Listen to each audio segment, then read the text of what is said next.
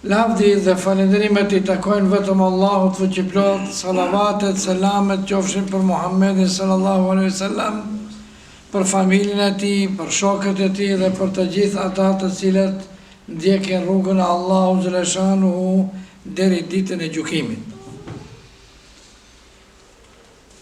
Mos u bën krijelart, mos u bën mendje madh me forcën që të është dhënë ty, me fuqinë që e ke, pa marrë parasysh a fuqi, forcë trupore, apo forcë e përgjithësi, kështu do të thonë, autoriteti e ngjashme.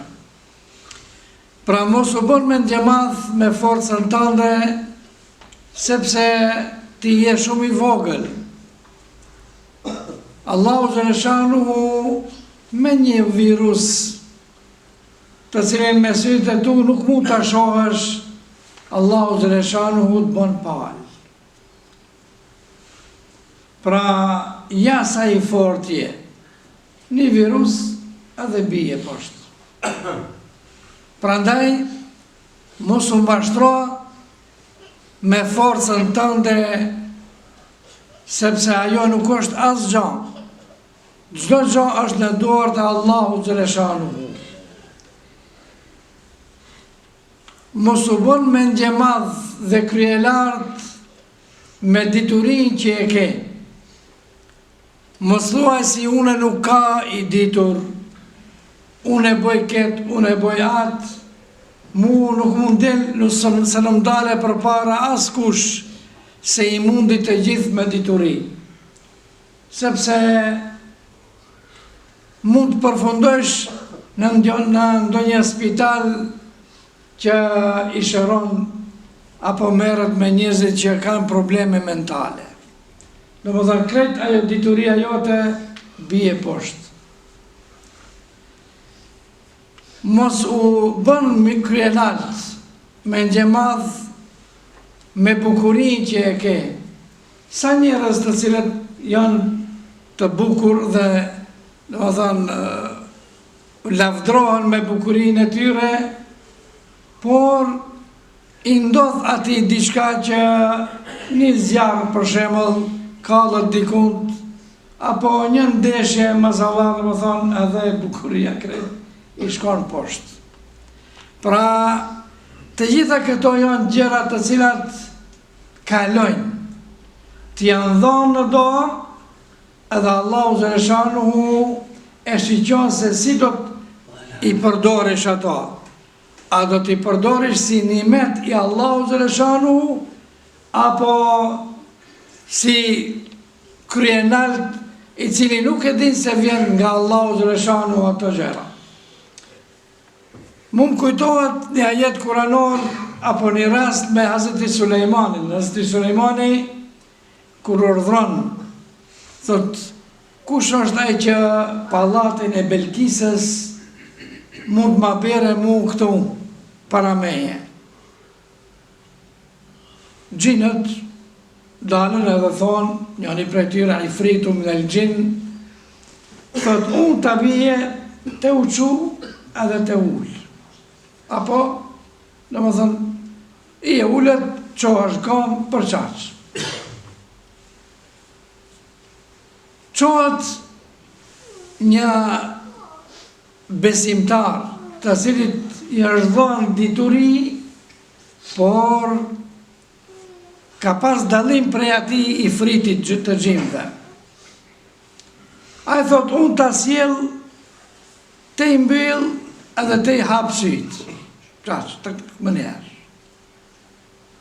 Para vetë. Kjo nuk ka qenë andër, po ka qenë realitet. Edhe ki e sjellë, të i hapë sytë edhe të i mbyll. Edhe thot pastaj, kjo është e dhunti nga Allahu xhaleshanuhu.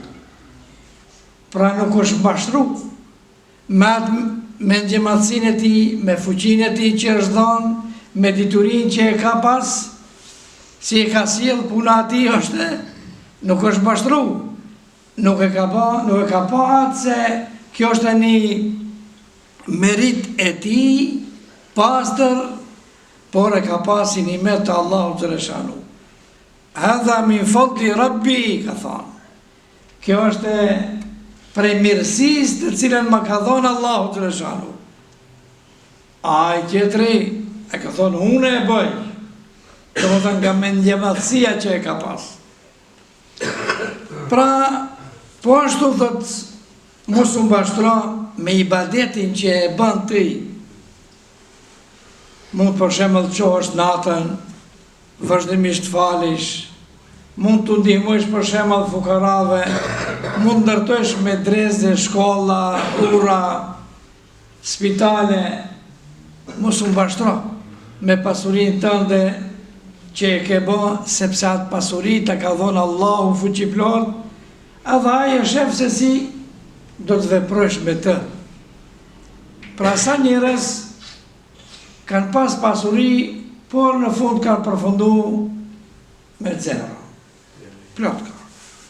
Ja për shembull dhe kina Karunin, ju e dini, Karunin, kohën Hazreti Musës, ka pas depo, magazina të mbushura me çelësat të cilat i ka ndërtu, apo i ka bë ato çelësat prej lëkure ma hollë pak, ma letë, se nuk ka pas vend ku t'i vendoj ato. Paramendoni qëto çelësat ati, të depojave të ti, ai është detiru që një grup të rish t'i tërheqin ato çelësat dhe ka qenë shumë e rëndë për ato. Paramendoni më thonë, kur qatë çelësa ka pas, atëherë sa në magazinat e ti, sa pasuri, sa alton ka pas. Ama ma në fund krejta jo, i shkon huq. Edhe Allahu xhaleshanu me gjithë atë pasuri që ka pas, e me gjithë atë e fut në tokë, e sharon në tokë, Allahu xhaleshanu. Pra, mos u mashtro me asgjë, se çdo gjë që të jepet në këtë botë, të dish se ajo është dhunti nga Allahu fuqiplot, dhe nëse ja di kimetin, vlerën, Allahu xhaleshanu ta shton. La in shakartum la azidannakum. Nëse ju falenderoni, unë u ashtoj juve.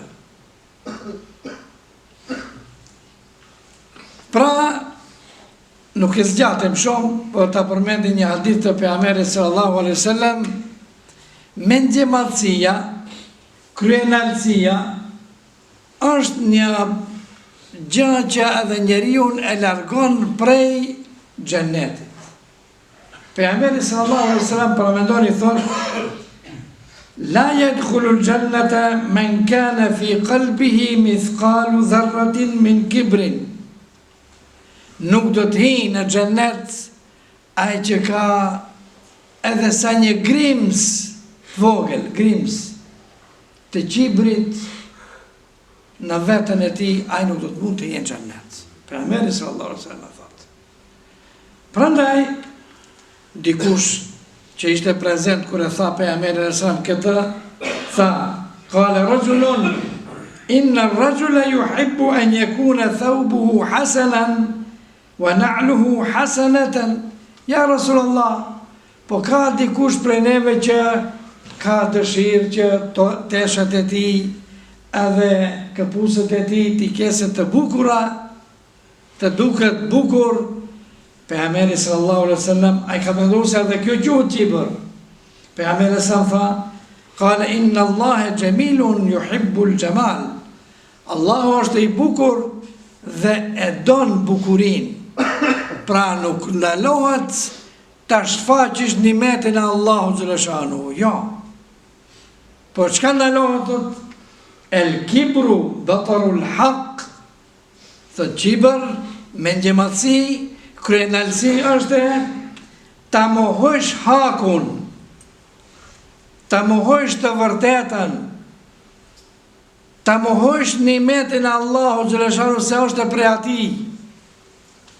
Mos mendojsh se ajo është aftësia jote, atë aftësi Allahu xhaleshanu të ka dhënë. Dhe kurdo Allahu xhaleshanu ka mundësi të ta merr. Pastaj thot pejgamberi sallallahu wa ghamtun nas, po ashtu qibër është ti nënçmojsh njerëzit, i shiqon njerëzit me nënçmim, domethënë veten e shiqon se shumë i madh je, ndërsa njerëzit shumë të vogël. Të gjithë kanë nevojë për mua, unë nëse dua bëj ketës, nëse dua e bëj atë. Pra kjo është ajo që ndalohet. Kjo ishte sa i përket mesazhit të xumës, ela in ahsan kalamu ablagha an-nizam kalamullahi al-malik al-aziz al-mannan.